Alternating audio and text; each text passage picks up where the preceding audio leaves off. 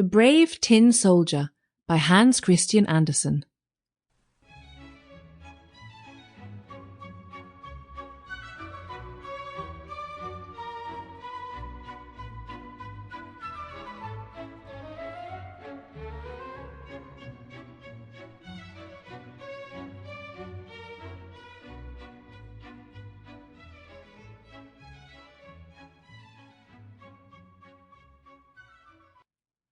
There were once 25 tin soldiers, who were all brothers, for they had been made out of the same old tin spoon.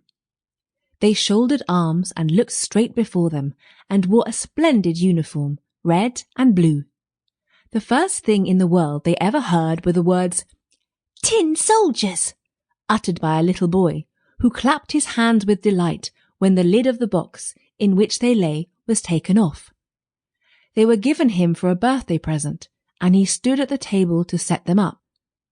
The soldiers were all exactly alike, excepting one, who had only one leg. He had been left to the last, and then there was not enough of the melted tin to finish him, so they made him to stand firmly on one leg, and this caused him to be very remarkable. The table on which the tin soldiers stood was covered with other playthings, but the most attractive to the eye was a pretty little paper castle. Through the small windows the rooms could be seen. In front of the castle a number of little trees surrounded a piece of looking-glass, which was intended to represent a transparent lake. Swans, made of wax, swam on the lake and were reflected in it. All this was very pretty, but the prettiest of all was the tiny little lady who stood at the open door of the castle. She also was made of paper, and she wore a dress of clear muslin, with a narrow blue ribbon over her shoulders, just like a scarf. In front of these was fixed a glittering tinsel rose, as large as her whole face. The little lady was a dancer, and she stretched out both her arms and raised one of her legs so high that the tin soldier could not see it at all, and he thought that she, like himself, had only one leg.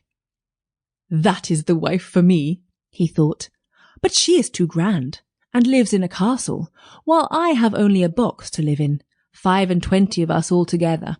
That is no place for her. Still, I must try and make her acquaintance."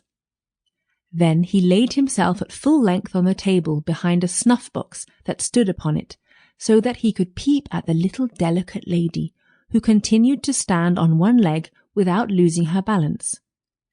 When evening came, the other tin soldiers were all... Sample complete.